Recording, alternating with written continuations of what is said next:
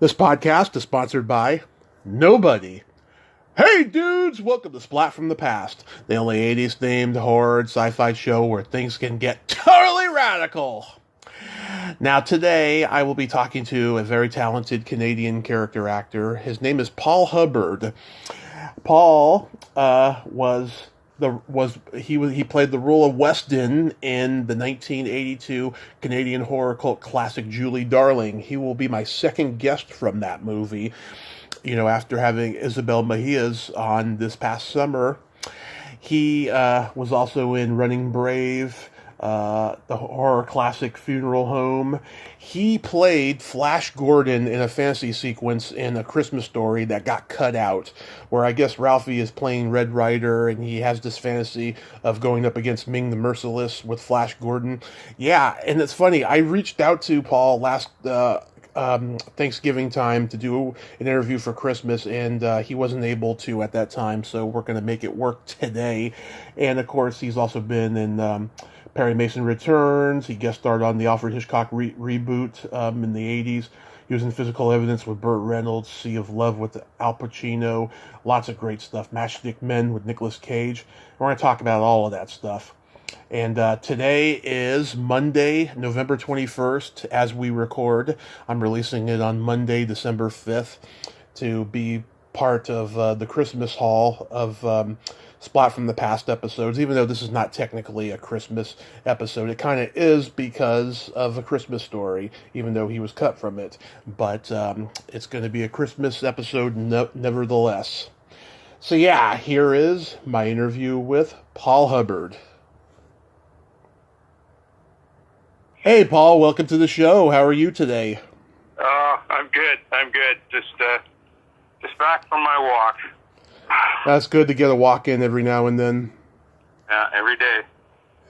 This is such a great honor. Thank you for taking the time today. Oh, yeah. No, my pleasure. It's nice to hear you've been talking to Isabel Mejias. Oh, yeah. She's an interesting force of nature, I'll tell you. Quite the lady. Absolutely. Yeah, that was quite a time back in Berlin. Mm-hmm. Yeah, before the wall came down. It was crazy. Yeah, we'll get into that in a little bit, but first I'd like to go back in time. Did you gravitate toward acting early on in your childhood? Oh, wow. I did Christmas plays with my older sister, but, really young, and then did a few things in Cubs and Scouts, and then a few plays in high school, but I didn't get into it until I was in my 20s, seriously. Yeah, what was your original trajectory?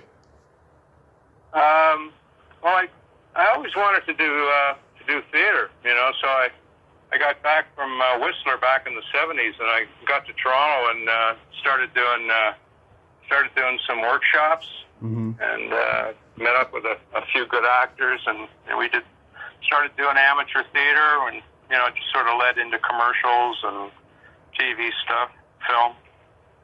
Yeah. Yeah. So you're born and raised in Canada? Yeah, just born in Toronto, raised up north in Lake Country, up Lakefield, Peterborough area in the Kawarthas. So yeah, it was great. Loved living up there, but it's a little bit cold, Tommy, in the winter. Yeah. Did you grow up on a farm? Very rural. I had farmland all around me. I had 2 acres to deal with. Mm-hmm. In the back, out back. It was great. Just down the road from the river, and lots of lakes, and yeah, lots of hockey in the winter. Nice. Nice. Did you play hockey? A lot of hockey. Yeah, junior. Yeah. Yeah, I went to school with some pros. Mm-hmm. Hockey players. Yeah. Yeah, anybody we would know? Ricky McLeish played for the Philadelphia Flyers. He was one of the Broad Street Bullies back in the 70s. Right. Craig, Craig Brown mm-hmm. played for the Buffalo Sabres. A few guys that went places in the NHL. But definitely hockey country. Mm-hmm. So When you got into acting later, when was that, in college or after? I can remember in college briefly seeing some comedy troupes come through. I was impressed. Mm-hmm. I ended up working with them years later, the Royal Canadian Air Force. There's a message coming in. Anyway, back in college, I was quite impressed with them. I ended up working with them in the 70s, Royal Canadian Air Force. They were a sketch comedy, had their own series on CBC. So that was great training. I've always enjoyed doing comedy, so yeah. I've always made a point of doing comedies whenever possible. Did you encounter any of the Second City guys? Yeah, I've actually I worked with Ricky, Rick, who? Rick from Ghostbusters, yeah. Oh, Rick Moranis. Ricky Moranis, thank you. And yeah. What's his name from Schitt's Creek? Eugene Levy? Yeah, Eugene and I and Joe from... Joe Flaherty? Thank you. You're really helpful. Yeah, I worked with those guys before. They were a lot of fun, too. I did some series with those guys years ago. I never got to work with John Candy. I was just watching some scenes with he and Steve Martin this morning. Plays Trades and Automobiles. Oh, yeah, it was a brilliant guy. Yeah. Yeah, I'm a huge fan of SCTV and all of that. Those guys, they had such a huge profound on their generation and mine. It's just a national treasure of comedy, I think. Yeah, Andrea Martin, all those people are just amazing to work with, be around, Yeah, Catherine O'Hara, Martin Short. Yeah. Yeah, Martin Short. Yeah, exactly. Great gang. So you guys would tour around and perform on stage when you did the improv? No, mostly it was at CBC.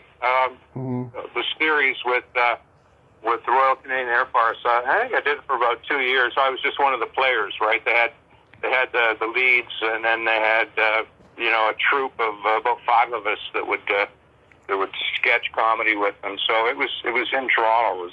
It was nice, but then they went on. I think the writers went on strike back in the early '80s, and that put the hammer down on that, sadly. So that's sad. Did you guys at least get to be on TV? Oh yeah, they were they were definitely on TV. I remember one of them was we did a takeoff on. He's a lumberjack. Oh. Yeah. We got to do some pretty crazy stuff. Dressed up as the Mounties, and it was a lot of fun. They were a lot of fun to work with.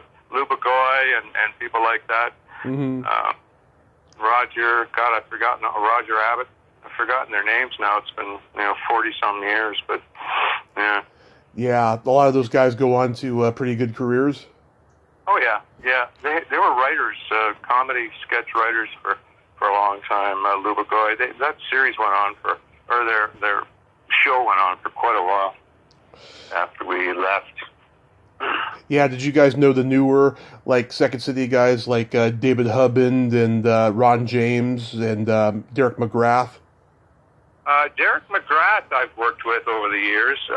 He's another fellow that is up from Peterborough, the comic who's had his own show with CBC for a while. Big guy. I've forgotten his name. His dad used to golf at my local course. But anyway, I worked with McGrath. I did a series with him. What was it?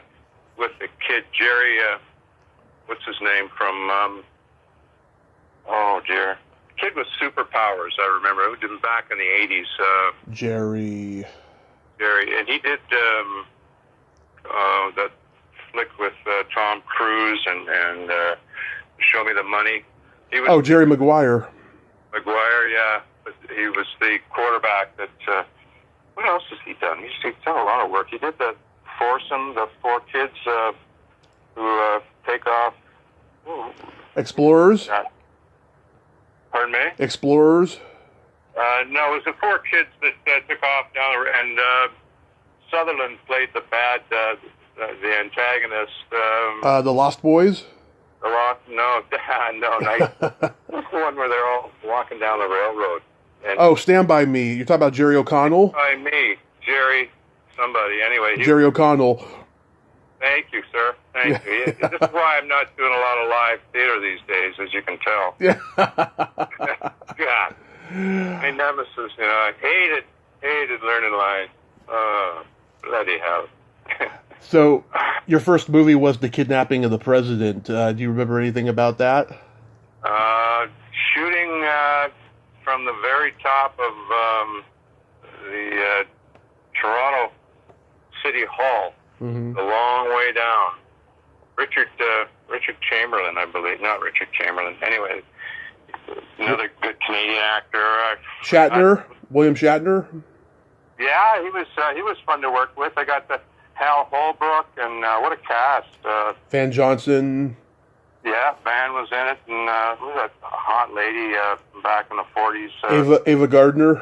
Ava Gardner, she was in it too. She was really nice. Great cast, great people. Maury Chaykin, God rest his soul. He was a talented guy. Yeah, I've got to work with Maury a few times. He's a wonderful guy. Gary Reineke, he was in it as well. Yeah, real good cast, nice people. I've had the pleasure of working with a lot of great people over the years, I got to admit. I look back, very classy people. Yeah, like you're my third guest from Funeral Home. I've talked to Leslie Donaldson and Ray Sager. How was that experience? Funeral Home. Who was directing? Who did that one? William Fruitt. Oh my God, that was wow. I got to be honest with you, Tom. There's stuff that's around here that I don't remember doing. Mm-hmm. The wife shows me stuff, and I'm like, wow. When did I do it? I have no recollection. I gather the Funeral Home. That was sometime in the late 70s, maybe. 1980. It probably was shot in 79, maybe. Yeah. Wow. That was out at the Guelph. There was a huge reservoir out there. We shot out there somewhere. That was fun. All that was good experience on camera stuff. Working for CBC, The Great Detective, did a few episodes of that, and all that stuff just really added to getting time on camera, getting used to being on set, right? Yeah, absolutely. Yeah. Yeah, and doing theater, as much theater as you can, whether it's amateur or professional. I think my first professional show was 1980. Ain't Looking. Mm-hmm. Wonderful show. Very, very happy with it. We did three productions over 6 years with various cast members, but it was interesting. It was ahead of its time, based on a true story. White guy with a black ball team in blackface. So you couldn't get away with that nowadays. Couldn't get away with it now, but it was based on a true story. It really did happen. So. Mm-hmm. Historically, there was precedent there, but you're right. It'd be pretty scary trying to do it these days. But now, pretty proud. So. Now, was Julie Darling a standard audition for you? God, I don't remember. I know my ex-wife was one of the stars in the flick. I've never seen it. Mm-hmm. Unfortunately, I hear it had. Ownership issues, if I'm not mistaken. Probably. It was a German-Canadian co-production, and I don't know what happened, but I'd heard that there were problems about who owned the actual film. So I don't remember. I know the two of us got taken on as a package, a husband and wife team. Mm-hmm. But I forget. How I'm sure I auditioned for it, but I don't remember the exact circumstances. It was a good job, though. Yeah. In Berlin, for sure. It's a scary movie, and Isabel really sells it well because she's adorably cute, but she's got this edginess about her. Being that she's part Caucasian and part Mexican, that she just has that glint in her eye, just to make it really, really scary and frightening. Well, she blew the hell out of me at the end. Yeah. Wow. Yeah. So was she just a lot of fun to work with? Oh yeah, the whole cast was great. I have no bad memories of anybody in the cast. It was very interesting just going over to East Berlin before the wall came down. That was politically pretty trippy time back in the early '80s. So the whole experience was great. Did you get a sense that there was a lot of tension between the Germans and the Americans? Yeah, I went over there. The ex had a beautiful fur coat on, and I had a trench coat, leather, Mm-hmm. and we were just being idiots. Didn't even realize you go to East Berlin, and they're not really. I mean, you talk about standing out like a sore thumb. And I remember it was Christmas time, and we went and had lunch at this. They called it the Marble Palace. It was some, I don't know, the Russians trying to put on a big show with this grand restaurant. But I just remember that the poor entertainers were working their butts off, and the people, there was just no response from any of these people that were there. It was like, wow. Yeah, I mean, such a difference. You go across the wall to West Berlin, and things were happening. It was It was standard blown out Christmas time, and yeah, they were just very subdued, East Germans, obviously. It wasn't a happy situation. So, yeah, we definitely felt the tension. We felt the daggers. But we left our money when we crossed the border and went back. We took all our Deutschmarks and left them with the East Germans. And one of the fellows had a grandmother living there, and we gave him the money to give to her. So, wow, that's good. Yeah, I know people who were in Croatia filming during that same time, and they said the Croatians, they were so nice to them, but they all hated each other, and they were coming off of a lot of PTSD from what was going on in their country at that time, So, it was weird? I didn't realize. I had no idea. We were there when Solidarity was happening with Lech Walesa. Oh, okay. In Poland. I had no idea that Berlin was like 60 miles from the Polish border. When the Soviets came in, right, we were there, and it was I was kind of freaking. I wasn't used to having Russians in my backyard, but the Germans were very nonplussed about it. They were just like, whatever. Those guys over there, they've been ravaging each other for centuries. Right. I just like. Talk about lousy timing. I looked at the map. I'm like, oh my God, they're right there. So it was interesting politically, fascinating country. The whole experience. Yeah. Yeah, and Sybil Danning is in the movie. She was just starting to become, a B-movie sex queen. Yeah, Women in Chains or something like that. Chained Heat. Yeah, that's right. Yeah, stuff like that. Women behind bars. I don't know. What do they call it? The Marion Bombshell, I think, was her. Yeah, exploitation. Yeah. She treated me great. She was fine. Everybody was nice. Yeah, Tony Franciosa, who came from TV. Yeah, he'd done some big shows back down here in L.A. at the time, so. He was a big name, and he'd done Broadway, won some awards with Shelley Winters, and yeah, he was a name for sure. Good-looking guy. I've talked to Claudia Cron, who was in Running Brave, Disney movie you did. Oh, wow. Yeah, what was that experience like? Oh, that was great. Robbie Benson was awesome. Mm-hmm. There were so many good people in that. Green, what's his name? The Canadian native. It just works in everything. What's his name? Graham Green. Yeah, Graham was in it. What's his name? Oh dear, the director. Don, let me look that up. Going down the road. Don Shabib. He was great. I just saw a bunch of highlights from that. They'd never released it in general before. I don't think I've ever watched the whole movie, but we've been watching clips of it recently. Who was in that? What's his name? Was a wonderful character actor. Pat Hingle. Pat, yeah. Yeah. That was great. He had some great stories and great advice, and Yeah, Don Shabib was very, very helpful in explaining, certain technical stuff. Benson wanting to get more screen time by certain ways of getting over, like reverses and things like that. Mm-hmm. Just very interesting. Guy's very, very knowledgeable. Obviously, with camera, he's done a lot of directing, and yeah. Did you work with Claudia?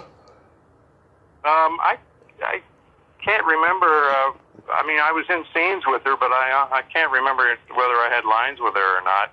I had the unfortunate experience of having to tell Robbie that he wasn't welcome, in the club anymore. I had to ask him to leave because he was native. That was a pretty intense scene, but. He was great. He's great to work with. He was just in the process of getting married, I think, at the time to a musician, a nice lady. Carla DeVito. She sang Paradise by the Dashboard Light with Meatloaf in the video, not in the song, actually. I actually interviewed the woman who sang the song. It was Ellen Foley, but she wasn't available to do the video. Right. Wow.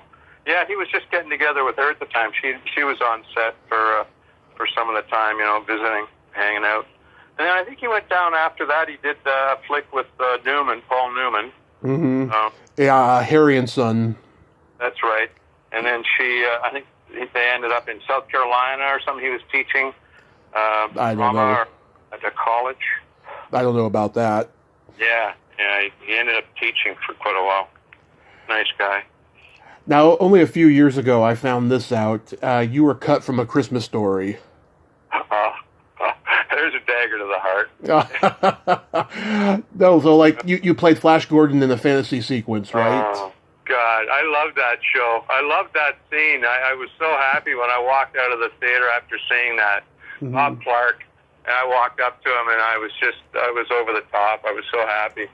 And then, 6 months later or something, I heard that it had been shortened.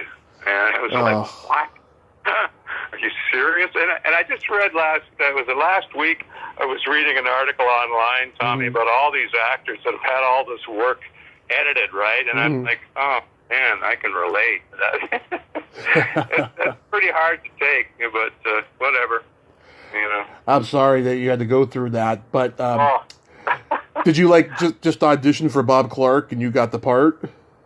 Yeah, it was 2 or 3 recalls, and my God, it must have been a half dozen wardrobe fittings. I mean, it was quite the get up. I mean, the set itself was outstanding. They spent a fortune on the set. And Colin Fox, I always felt badly. He was brilliant as the evil Dr. Ming. Mm-hmm. Colin Fox, yeah. Could not believe that they'd spent so much time and money on that. But they were just trying to keep it short and sweet. But I don't know. That hurt for sure. Peter Billingsley, he was a good kid to work with. Oh yeah, never had any problem with anybody on the cast. I only worked basically with he and Mr. Fox. So yeah, no problems at all with Peter. I haven't spoken to him since, but I hear he's been doing on a couple of serials now, or a couple of producing. Yeah, I'm actually friends with an ex-girlfriend of his, and she tells me that he's producing and stuff. No, that's great. Yeah, I haven't seen him, in 100 years, but it was fun working with him. I had no problems. Like I said, it shocked me when it was edited, because I haven't seen a lot of my work. Okay, you do it and you kind of forget about it. A lot of them, right? Mm-hmm. But this one I'd seen, and I was happy with the results. And then, this happens, that happens. It happens to all actors, I guess. So can't complain too much. They've been good to me. Do you at least get residuals for that 24-hour marathon on TNT? Absolutely. Really? Oh, that's awesome. That's awesome. I'm glad you don't get left out of that. Yeah, no, they're hard to get my name off the credits. Yeah. I heard Cartoon Network started showing it a lot, too. Who's that? The Cartoon Network, they started showing the movie a lot now. Oh, is that right? I can't watch it. Yeah. Honestly, it just it really rips me. So I just, I thank them, and I've got a few other Christmas movies that I watch as well. So it's all good. Yeah. How about doing Perry Mason Returns? He was a total gentleman. Mm-hmm. He was such a classy guy. I'm talking about Raymond Burr. Raymond Burr, good Canadian boy. Yeah, New Westminster. He went out of his way to stick around for my close-ups, and he didn't have to do that. A lot of those big names, but he was right there. Wanted to make sure I was in good hands. William, what's William's name from? William Catt. Catt, thank you. He was wonderful too. The whole cast was great. Again, the producers were really a lot of fun. I mean, they straightened me out on what they asked me to come get out of here. They asked me to try and turn it into something a little more Americanized, so I had to come up with "get out of here." That the occasional outs and abouts would come through, right? But no, the cast was awesome. Everybody. I met William Catt 5 years ago at a horror convention, and I showed him a picture of my dad because they used to look alike when I was a kid. Like, my dad had a big old blonde fro of hair, like on Greatest American Hero, and he took one look at the picture, and he was like, "Man, I could be your uncle." Well, I get that about Kevin Bacon all the time, so yeah. There is a slight resemblance, yeah. You guest starred on the 80s reboot of Alfred Hitchcock Presents. Anything you remember about that? Oh, she was great to work with. Pamela Sue Martin.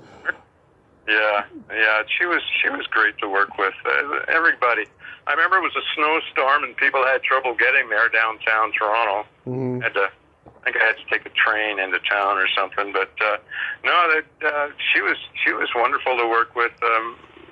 I've had so much, good fortune working with all these people. There were, Pacino and Burt Reynolds, and they've all gone out of their way to, make you comfortable on set.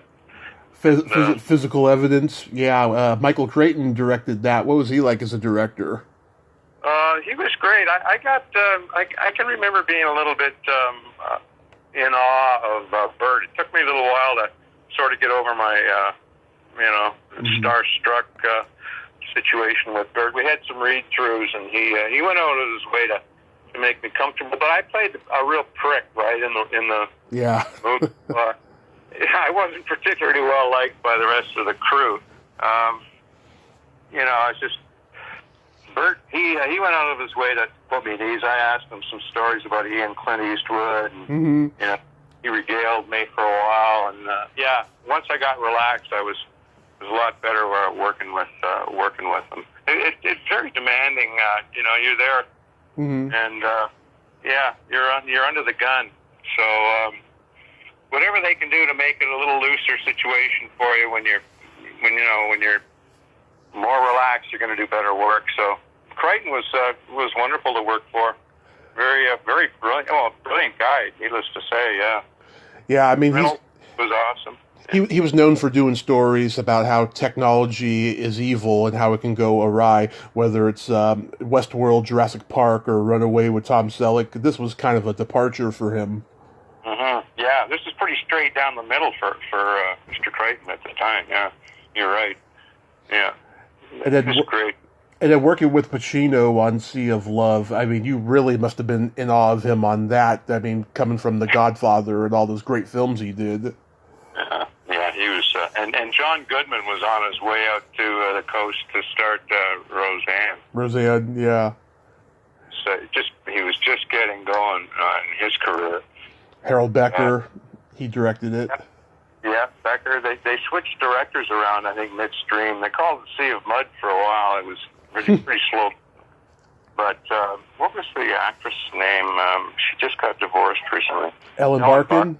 Yeah. Mm-hmm. She was a pretty interesting lady to work with. Pacino went out of his way to come up with a scene for he and I. It never made it into the final cut, but I thought it was pretty nice of him. You learn so much watching these guys work. Mm-hmm. Every time there was a take, it was different with him. He every damn take was slightly different, and it just gave the editors and the directors so much variety to choose from. Right? It's fascinating. The guy he was in another dimension. Fabulous to get to work with him. And the other fellow was Hoffman, Philip Seymour Hoffman. Right. Another guy just immersed himself completely in the role. Yeah. Just disappeared. He never even came out of character. That's what I heard about him. Yeah, he was one of those method guys. Oh, crazy. I just remember walking with him. We were on a break, and we left the set, went outside. We were on the 35th floor, some big building down in Toronto, and I was all done out in the suit and the jewelry and everything, and he was totally in character. I don't know if you've ever seen the flick. He was just so wired all the time, his character. And nobody had a clue who he was. Mm-hmm. And I just remember walking along with him and people checking me out because I had the suit on and the hair and everything, and walking along with this guy, looked like a homeless somebody, Mm-hmm. and he stayed in character the whole time we were outside having our smoke. And, all the production people making sure he was okay on the way in and out and all this stuff. Nobody had a clue who he was. He was just such a gracious man. He, signed notes for both my boys. Oh. Yeah, both big fans. Yeah, I'd mentioned it to him in makeup, and he said, yeah, let me get back to you about that. And I'd forgotten about it because I don't normally ask any of these coworkers for their, Yeah. Autographs, but he was great. He said, "Yeah, what are your kids' names? What are their names?" And he wrote little notes to them, and I was just blown away. Really nice man. It freaked me when he left. Yeah. Yeah. What movie was that again? Owning Mahoney. Okay. I never saw that. I'll check it out though. If you've never seen it, you should really check it out. His performance is. And that was just before the Truman Capote flick. Oh, okay. He won for, yeah. So he was great in that. Minnie Driver is a blonde. She plays the girlfriend. Yeah, it was quite an interesting, based on a true story. So good cast. How was guest starring on The Commish? He was great. We just found that the other day. Actually, I hadn't seen that since the '80s. Michael, was it Michael Chiklis? Yeah. Yeah, he was fabulous to work with. Again, who else? I did a bunch of those Hat Squad flicks, and they filmed them out in Vancouver. They were good to work with, those guys. But Michael Chiklis was great. He's gone on and done all kinds of great things. So a lot of good things, yeah. Then you worked with Ryan Phillippe in one of his first roles on the Outer Limits reboot. Really? Yeah. You remember that one? What was? I remember the Outer Limits. I played a cop. I think played a bad cop. Yeah, Officer Scoville. Your name was. I was out of Vancouver years and years ago. Yeah. Wow. Yeah, Ryan Phillippe is one of his earliest roles there. Oh, okay, Ryan Phillippe. Now I know who you mean. Okay. Yeah, I'm going half deaf here. You'll have to follow. I apologize. It's okay. I totally get it. How about working with Nicolas Cage on Matchstick Men? People credit that with me. I can't remember having done that. People keep telling me I'm in Matchstick Men, and I'm like, oh, maybe. I don't recall. Maybe another Paul Hubbard or something in the world. I don't know. I think I saw the movie when it first came out, and then that's the last time I saw it. So almost 20 years ago. No, I somehow that I got credited with it, but I haven't received any checks recently. So yeah, crazy. So are you still acting these days? I'm not. I'm in Ventura, mm-hmm. and just loving not having to drive into LA all the time, frankly, you know. Mm-hmm. I've thought about doing some theater out here, but I don't know. I have to brush up on memorizing again. Oh God, I tell you. No, I'm quite happy out here in Ventura. It's a beautiful place to live. So.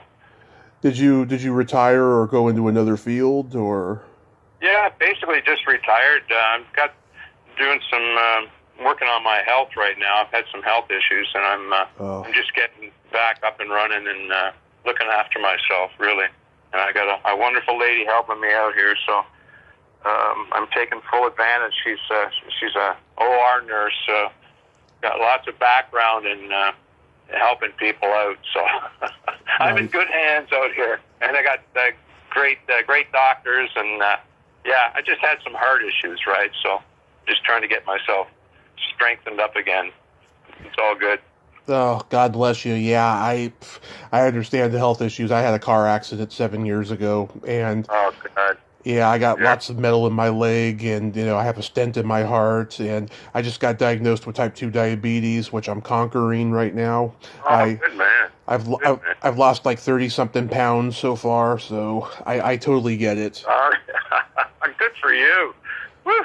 Yeah. That's a lot, man. That's a big life altering.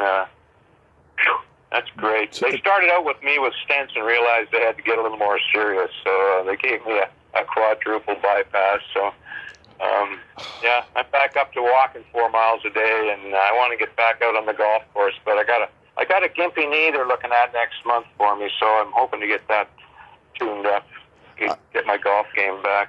I hope to God I never have to have a quadruple bypass or any kind of bypass. I hope I never get a pacemaker. I hope that this will be it for me, Yeah. Well, if you behave yourself, quit the smoke, and then, quit the shitty food, you'll be okay. Shitty food and coffee are like my two problems. I haven't smoked a cigarette since 2004, so I don't have to worry about that. Yeah. Good man. Yeah, you'll be fine. Just watch your cholesterol and, yeah. God, don't take me off of coffee. Oh my God, that would do it. Yeah. Well, the older you get, I've got friends that I just saw pictures of a guy from high school this morning who, he's been gone. Some of these guys have been gone 10, 15 years now. So, thank God for the grace. I'm just glad every day I'm around, man. It's, yeah. It's a real blessing. Yeah. Yeah. Could have ended a lot differently for sure for me. I just keep thinking if I'd had my heart issues out in the middle of Saskatchewan at night by myself or something stupid, Yeah. Who knows where I'd be today? But probably wouldn't be here. Yeah. So I'm just glad for everything every day, man. Absolutely. Paul, thank you so much for coming on today and having this great conversation. Well, I'm sorry, my memory. You're bringing up names from people, Tommy, that I haven't heard or thought of in an awfully long time. So you'll just have to bear with me with the memorizing issues. But yeah, it was yeah, and your podcast, what they're out relatively weekly, or? Yeah, I do it almost daily, and I've been doing it 5 years now. That's great, man. Good for you. Yeah, I hope I influenced you to reach out to some of these people because you haven't talked to them in a while. Oh my God, I never. That's the problem. You never see these people. You're tight with them for a month or 6 weeks or 2 months, and then the film's over and people go their own separate ways. Right? It's weird. But, yeah, I'll tell Isabel you said hi next time I'm on Facebook. Fabulous if you see her. Yeah, that's great, man. It's Splat from the past, is it? Yes. Okay, that's great. We'll look for it. That's awesome. Thank you so much. Thank you so much too, sir. I hope both of you have a happy holiday season and be safe out there. Thank you. Yeah, you too. Take care. Thank you. Take care. Bye-bye. Well, there you have it. Paul Hubbard. Ain't he a cool dude? Oh, what a nice guy, huh? And I'm glad he's watching his health and living life happily, post-acting career. He's a very talented guy. God, I feel almost bad for bringing up A Christmas Story, you know, but I'm glad at least I got to the bottom of it to find out where he stands with it. I'm glad at least he gets residuals. That's good. So, until next time, this is Tommy Throwback Kovac saying, there's no shame in living in the past, because the present sucks. Later, dudes. You'll shoot your eye out.